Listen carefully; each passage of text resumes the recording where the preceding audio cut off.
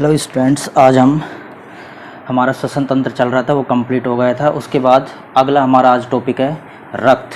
तो रक्त क्या होता है इसके बारे में पढ़ेंगे आज हम। तो देखो इसको समझाते पहले रक्त क्या होता है। क्वेश्चन भी आता है कि हमारा रक्त क्या होता है। देखो रक्त क्या होता है उसके बारे में देखेंगे।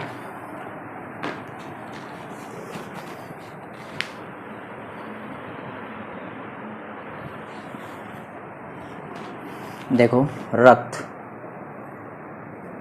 रक्त क्या बोला जाता है? रक्त को ब्लड बोला जाता है। तो रक्त क्या होता है इसके बारे में क्वेश्चन आता है। तो इसमें क्या लिखना है हमको? रक्त एक तरल संयोजी ऊतक है। तरल लिक्विड होता है और क्या होता है? संयोजी ऊतक, मतलब दो ऊतकों को जोड़ने का काम करेगा, संयोजन का काम करता है। और रक्त का निर्माण क्या होता है? रक्त का निर्माण होता है, ध्यान रखना, अस्थि मज्जा में। हमारे शरीर में एक अंग पाया जाता है जिसको बोला जाता है अस्थि मज्जा। इंग्लिश में बोलते हैं इसको बोन मैरो। Bone marrow. तो बोन मैरो में रक्त का निर्माण होता है वयस्क आदमी में। लेकिन भ्रूण या नवजात शिशु जो होता है, भ्रूण होता है या नवजात शिशु जो होता है, उसमें रक्त का निर्माण कहाँ होगा? उसमें रक्त का निर्माण होता है, एक अंग पाया जाता है हमारे शरीर में जिसको बोला जाता है प्लीहा। प्लीहा या इंग्लिश में बोलते हैं स्प्लिन। स्प्लिन जो होता है उसमें रक्त का निर्माण होता है। तो ध्यान रखना, रक्त क्या होता है? क्वेश्चन आया तो क्या लिखना है? रक्त एक तरल संयोजी ऊतक है जिसका निर्माण अस्थि मज्जा में होता है वयस्क में, तो और भ्रूण अवस्था या नवजात शिशु में कहाँ होता है? स्प्लिन या प्लीहा में होता है। अब देखो रक्त क्या काम करता है। रक्त ऑक्सीजन और CO2 के आदान प्रदान काम करता है। हमारे शरीर में कोशिकाओं में रक्त क्या करता है? CO2 और O2 तथा इसके अलावा जो भी पोषक पदार्थ पाए जाते हैं, पोषक पदार्थ में ग्लूकोज भी आ सकता है, कोई भी हो सकते हैं, स्टार्च वगैरह, तो इनके विनिमय का काम करता है। हमारी जो रक्त होती है उसकी pH होती है 7.4। अब देखो 7.4 का मतलब कैसी pH होगी? 7 से ऊपर है तो कैसी pH होती है? ध्यान रखना, ये 7.4 मतलब क्षारीय प्रकृति का होता है हमारा रक्त। और एक स्वस्थ मनुष्य में लगभग कितना रक्त पाया जाएगा? लगभग 5 लीटर से 5.5 लीटर तक रक्त पाया जाता है एक स्वस्थ मनुष्य में। तो ये हमारा रक्त क्या होता है उसके बारे में पूछे थे। पूरे पॉइंट, सारे पॉइंट लिखने हैं। पहला पॉइंट दोबारा से देख लो। रक्त एक तरल संयोजी ऊतक होता है, मतलब जोड़ने का काम करता है ऊतकों को। इसका निर्माण अस्थि मज्जा में होता है वयस्क व्यक्ति में, बोन मैरो में। और भ्रूण या नवजात में किस में होता है? प्लीहा या स्प्लिन में इसका निर्माण होता है। रक्त O2, CO2 और पोषक पदार्थों के विनिमय का काम करेगा। pH कितनी होती है? 7.4, मतलब क्षारीय प्रकृति का होता है। और इसमें एक स्वस्थ मनुष्य में 5 लीटर तक लगभग रक्त, 5 से 5.5 लीटर तक, 5 से 5.5 लीटर तक रक्त पाया जाता है। तो देखो इसको पढ़ते हैं।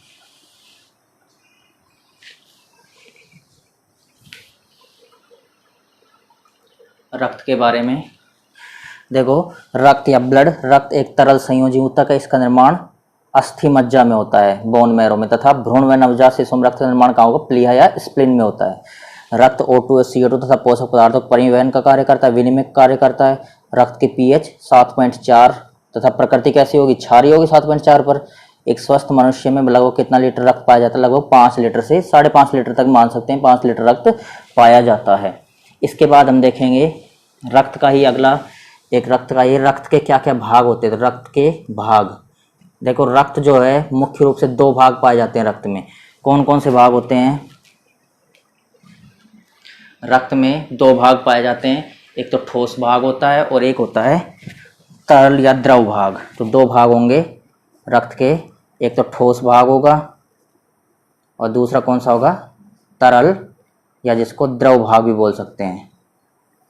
देखो ठोस भाग जो होगा, ठोस भाग जो होता है पूरे रक्त का 45% भाग बनाता है, ध्यान रखना। और तरल भाग कितना बचा? 45 में से 100 में से 45 55%, तो तरल भाग बनाता है 55% भाग।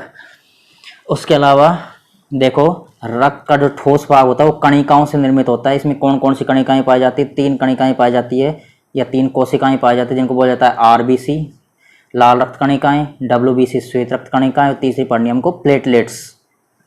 तीसरी क्या पढ़नी है? प्लेटलेट्स, जिसको क्या बोला जाता है? जिसको बिंबाणु बोलते हैं, प्लेटलेट्स। प्लेटलेट्स जिसको बिंबाणु बोलते हैं हिंदी में, या प्लेटलेट्स बोला जाता है इंग्लिश में। तो ये तो हमको पढ़ने हैं रक्त के ठोस भाग में। तरल भाग जो होता है उसमें हमको क्या पढ़ना? उसमें हमको प्लाज्मा, जो रक्त का तरल भाग क्या कहलाएगा? प्लाज्मा जो होता है।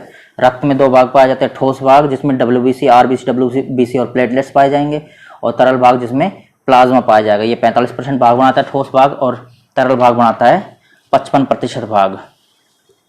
तो देखो इसमें फर्स्ट भाग पढ़ते हैं। सबसे पहले देखेंगे आरबीसी के बारे में। सबसे पहले कौन सा भाग पढ़ेंगे? ठोस भाग। ठोस 45% भाग है और ये कणिकाएं पाई जाएगी 3 प्रकार की, आरबीसी, डब्ल्यूबीसी और प्लेटलेट्स। इसमें आरबीसी के बारे में पढ़ेंगे पहले। तो देखो आरबीसी का कैसा रंग होता है? लाल रंग। किसके कारण होता है? ये रंग होता है, ध्यान रखना इंपॉर्टेंट है, पेपर में भी इसे पूछा जाता है। ये रंग होता है, एक वर्णक पाया जाता है आरबीसी में जिसको बोला जाता है हीमोग्लोबिन। तो आरबीसी का लाल रंग किस वर्णक के कारण होगा? हीमोग्लोबिन वर्णक के कारण होता है। और हीमोग्लोबिन आयरन पाया जाता है, लोहा पाया जाता है हीमोग्लोबिन में। तो इसमें लाल रंग आरबीसी का हीमोग्लोबिन वर्णक के कारण होता है। अब देखो ये हीमोग्लोबिन जो होता है ये क्या काम करता है? हीमोग्लोबिन क्या काम करेगा? हीमोग्लोबिन ऑक्सीजन व CO2 इसके आदान प्रदान का कार्य करवाएगा।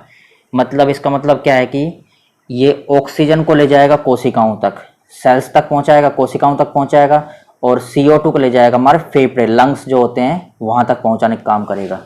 तो ध्यान रखना हीमोग्लोबिन का कार्य क्या होता है? हीमोग्लोबिन ऑक्सीजन और CO2 के परिवहन का कार्य करता है। यह ऑक्सीजन को कोशिकाओं तक ले जाता था, CO2 को फेफड़े तक ले जाने का काम करता है। इस प्रकार ये CO2 और O2 का विनिमय करता है। इसके अलावा यहाँ देखते हैं कि आरबीसी जो होती है, चलो यहाँ देखो आरबीसी जो होती है, आरबीसी का जीवन काल जो होगा, बहुत इंपॉर्टेंट पूछा जाता है आरबीसी का जीवन काल। जीवन काल जो होता है वो होता है 120 दिनों का। मतलब 120 दिनों के बाद लगभग आरबीसी नई बनती रहती है, तो 120 दिन इसका जीवन काल होता है, 120 दिन। इसके अलावा आरबीसी जो होती है वो केंद्रक विहीन होती है, मतलब इसमें केंद्रक नहीं पाया जाता। जैसे पाया जाता है ना, केंद्रक पाया जाता है, कोशिका होती है उसमें बीच में केंद्रक होता है, कोशिका द्रव्य पाया जाता है, माइटोकॉन्ड्रिया वगैरह, तो इसमें केंद्रक विहीन होगी, केंद्रक नहीं पाया जाएगा। इसके अलावा ध्यान रखना नर जो होता है, नर, मादा और शिशु में कितनी कितनी आरबीसी की संख्या पाई जाती है ये ध्यान रखना। नर में पाई जाती है 55 लाख प्रति मिलीमीटर में, प्रति मिलीमीटर में 55 लाख आरबीसी पाई जाती है। मादा में 45 लाख पाई जाती है प्रति मिलीमीटर में, और शिशु में 65 लाख, सबसे ज़्यादा शिशु में पाई जाती है प्रति मिलीमीटर 65 लाख आरबीसी पाई जाती है शिशु में। तो ध्यान रखना 55 लाख नर में, मादा में 45 लाख और शिशु में 65 लाख। दोबारा से देख लो इस पूरे रक्त को। आरबीसी जो लाल रंग के होता है हीमोग्लोबिन बढ़ने के कारण, O2 और CO2 परिवहन का काम करता है।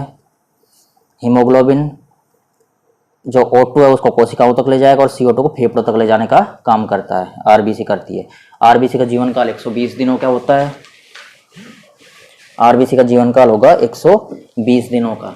इसके अलावा आरबीसी जो होती है वो केंद्रक विहीन होती है। नर में आरबीसी 55 लाख प्रति मिलीमीटर में, मादा में 45 लाख प्रति मिमी और शिशु में 65 लाख प्रति मिमी आरबीसी पाई जाती है। तो इनको सारे पॉइंट्स को अच्छे से ध्यान रखने हैं। देखो इसको पढ़ते हैं अब। आरबीसी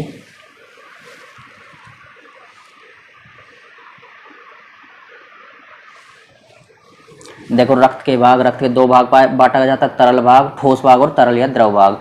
ठोस भाग या संपूर्ण रक्त का 45% भाग बनाएगा और तरल 55% भाग बनाता है। रक्त का ठोस भाग किससे बनाता है? कणिकाओं से बना होता है।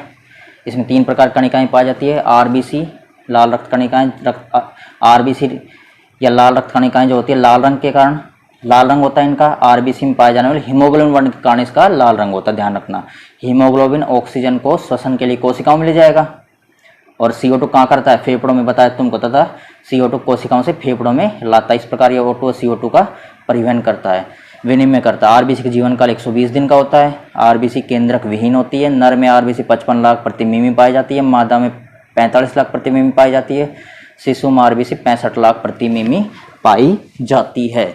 ये हमारा आरबीसी कंप्लीट हो गया। उसके बाद हमको WBC के बारे में पढ़ना है और प्लेटलेट्स के बारे में पढ़ना है, फिर इसके तरल भाग देखने हैं। तो सबसे पहले हम WBC के बारे में देखते हैं। इसमें दूसरा पॉइंट अपना WBC। तो WBC के बारे में देखते हैं। WBC क्या बोलते हैं? WBC को बोला जाता है श्वेत रक्त कणिकाएं। तो देखो WBC जो होती है ये श्वेत रक्त होती है। श्वेत मतलब क्या है? रंगहीन, कलरलेस। ये मान लो कलरलेस मान सकते हैं, श्वेत होती है। श्वेत रक्त कणिकाएं होती है, ये किसका काम करती है, ध्यान रखना इंपॉर्टेंट है, ये प्रतिरक्षा का काम करेगी, मतलब हमारे शरीर को रोगों से रक्षा प्रदान करने का काम करेगी। इसका जो जीवन काल होता है वो होता है 10 से 12 दिन। आरबीसी का 120 दिन, इसका 10 से 12 दिन बाद दोबारा बनती है डब्ल्यूबीसी। और डब्ल्यूबीसी क्या करती है, शरीर से जीवाणु विषाणु रोगकार को नष्ट करती है, इसलिए इसे रक्षक कोशिकाएं कहते हैं। तुमको बताया प्रतिरक्षक कार्य करेगी मतलब जीवाणु को मारेगी, इसलिए इसको क्या बोलते हैं, रक्षक कोशिकाएं या सैनिक कोशिकाएं। जैसे सैनिक जो होते हैं वो रक्षा करते हैं, ऐसे ही ये भी क्या करती है, सैनिक कोशिकाएं कहलाती है, क्योंकि ये भी जीवाणु विषाणु से रक्षा करती है। इनकी संख्या कितनी होती है, इनकी संख्या होती है 5000 से 6000 प्रति मिमी, प्रति मिलीमीटर में 5000 से 6000 संख्या पाई जाती है। और इन्हें भी दो भागों में बांटा गया है। कौन कौन से भाग, इनके कणिकीय भाग और अकणिकीय भाग। कणिकीय डब्ल्यूबीसी होती है और अकणिकीय डब्ल्यूबीसी पाई जाती है। कणिकीय डब्ल्यूबीसी जो होती है उसमें इसके एग्जाम्पल जो है, इसमें इओसिनोफिल कोशिकाएं पाई जाएगी, इओसिनोफिल। दूसरी बेसोफिल पाई जाएगी, इओसिनोफिल, बेसोफिल और न्यूट्रोफिल। ध्यान रखना न्यूट्रोफिल, ये नाम से ही आ रहे हैं। देखो इओसिनोफिल का मतलब है एसिडिक कोशिकाएं, अम्लीय प्रकृति की। बेसोफिल, बेस क्या होता है, क्षार, तो क्षारीय प्रकृति का। और न्यूट्रो, न्यूट्रो मतलब न्यूट्रल, तो उदासीन प्रकृति कोश डब्ल्यूबीसी। और इसके एग्जाम्पल में आएंगे, दो प्रकार की होती है, मोनोसाइट और लिम्फोसाइट। इसमें जो मोनोसाइट कोशिकाएं होती है यही मुख्य रूप से किसका काम करती है, जीवाणुओं को मारने का काम करती है, मुख्य रूप से मोनोसाइट कोशिकाएं। तो मोनोसाइट और लिम्फोसाइट पाई जाती है अकणिकीय में। दोबारा से देख लो, डब्ल्यूबीसी प्रतिरक्षक काम करेगी, 10 से 12 दिन इसका जीवन काल होता है। इन्हें रक्षक कोशिकाएं या सैनिक कोशिकाएं कहते हैं, क्योंकि ये प्रतिरक्षक काम करती है, मतलब रोगाणु जीवाणु विषाणु से हमारी रक्षा करती है। इसकी संख्या 5000 6000 प्रति मिमी में पाई जाती है। दो प्रकार की कणिकीय और अकणिकीय। कणिकीय में इओसिनोफिल, बेसोफिल और न्यूट्रोफिल पाई जाएगी। अकणिकीय में मोनोसाइट और लिम्फोसाइट कोशिकाएं पाई जाती है। तो इसको देखते हैं अब।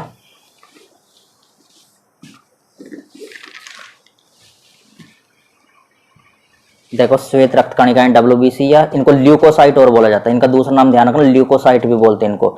डब्ल्यूबीसी रंगीन या श्वेत कणिकाएं होती है, ध्यान रखना इसको क्या बोला जाता है, ल्यूकोसाइट। तो इसमें देखो ये प्रतिरक्षक कार्य करती है। डब्ल्यूबीसी का जीवन काल 10 से 12 दिन होता है। डब्ल्यूबीसी शरीर में जीवाणु विषाणु तथा रोगकारकों को नष्ट करने का कार्य करती है, तो इसलिए इसे रक्षक कोशिकाएं या सैनिक कोशिकाएं कहते हैं। इनकी संख्या 5000 से 6000 प्रति मिलीमीटर होती है। इन्हें दो भागों में बांटा गया, कणिकीय डब्ल्यूबीसी, इओसिनोफिल, बेसोफिल, न्यूट्रोफिल। अकणिकीय डब्ल्यूबीसी मोनोसाइट और लिम्फोसाइट होती है। ये हमारा डब्ल्यूबीसी कंप्लीट हो गया। इसके बाद हम आगे बिंबाणु और तरल भाग के बारे में, रक्त के क्या कार्य होते हैं, वो कल अगले वीडियो में पढ़ेंगे।